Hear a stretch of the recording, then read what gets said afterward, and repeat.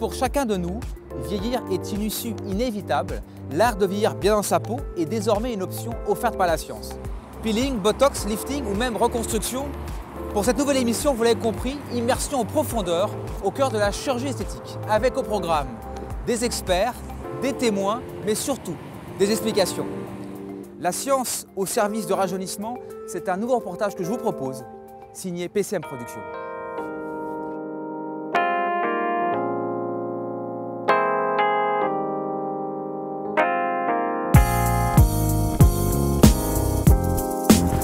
Bonjour. Je vous en prie. Oui. Bonjour. Alors madame, c'est la première fois que vous venez au cabinet, je vais vous faire remplir un petit document, d'accord? Bien sûr. Hop, donc ça c'est pour vous, un petit stylo, une petite feuille. Merci. Je vais vous installer un salle d'attente. Merci. Ce sera juste là. On peut se demander ce qui peut faire peur à un patient pour franchir le pas. Ce qui peut faire peur, c'est le non naturel. Vous savez, en chirurgie ou en médecine esthétique, on ne voit que ce qui est raté. Parce que par définition, quand c'est réussi, ça ne se voit pas. Ouais. Mais il faut qu'il y ait un résultat, parce que si on n'a pas de résultat, effectivement, ça ne se voit pas non plus. Donc il faut à la fois avoir un résultat, c'est-à-dire des photos avant-après très significatives, et à la fois, dans la rue, que le patient puisse se balader sans avoir de stigmate de la chirurgie esthétique. Alors notre reportage, c'est la science au service du rajeunissement. Donc justement, qu'est-ce que la science apporte-t-elle à cette dimension du rajeunissement? Qu'est-ce qu'elle offre? Je dirais qu'elle permet d'abord d'évaluer rigoureusement et scientifiquement les moyens qu'on a, de pouvoir mesurer de façon quantifiable et statistique si tel traitement par rapport à tel traitement est efficace ou non. Ouais. Et elle permet aussi d'évaluer les résultats. Et une fois qu'on a évalué tout ça scientifiquement, c'est très bien pour les médecins ou les chirurgiens, mais elle permet aussi maintenant de communiquer de façon claire l'approche et diagnostique et du traitement auprès du patient.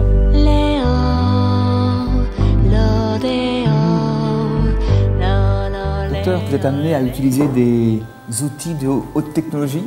Tout à fait, notamment pour les augmentations mammaires. Oui. Par exemple, j'utilise des systèmes de reconstruction en 3D du corps de la patiente qui me permettent de communiquer avec elle sur, d'une part, le résultat que je pourrais obtenir, oui, et surtout lui montrer les limites de ce qu'il ne faut pas faire pour rester dans du naturel et dans des résultats harmonieux par rapport à sa silhouette. Ça permet d'avoir, d'une part, un élément de communication, mais surtout d'une communication qui reste quand même dans une rigueur scientifique de ce qu'il faut faire pour avoir une vraie réalité, oui, et non pas juste un outil visuel, vous voyez.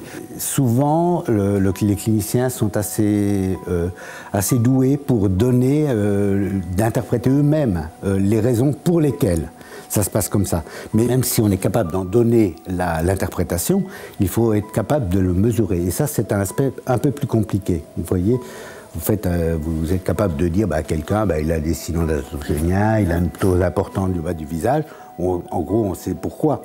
Mais après, de savoir si le traitement a été efficace et a été correct, là, il faut vraiment être capable d'avoir des outils de mesure précis. Et c'est pour ça que de plus en plus fréquemment, on utilise des outils cliniques et des outils de métrologie. Oui. Il y a une différence entre paraître beau et être bien dans sa peau. Je pense qu'une femme est bien aussi dans sa peau quand les matins, dans la vie qu'on a, et quand les matins on se regarde et on ne voit pas la fatigue marquée. Et ça, il n'y a pas de miracle. Ça, on fait quelque chose pour l'éviter.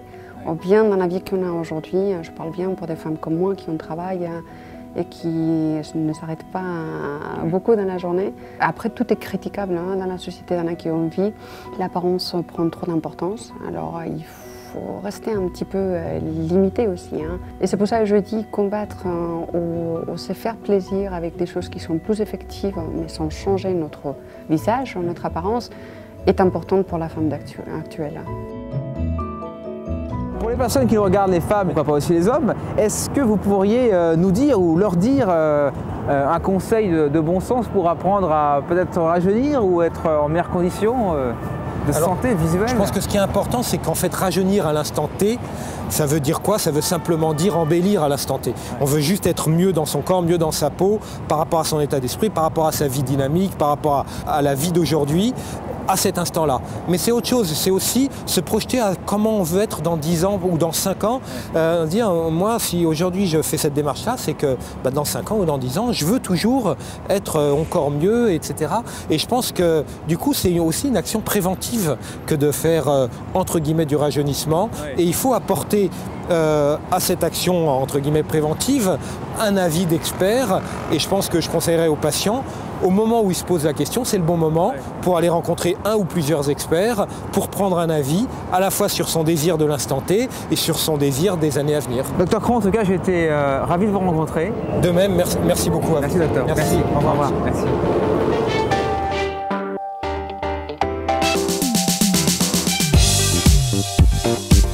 La science au service du rajeunissement se termine. Je vous remercie d'avoir suivi. Un grand merci bien entendu à l'ensemble des participants et notamment le docteur Cédric Cron. Je vous dis à très bientôt pour un prochain numéro. Au revoir.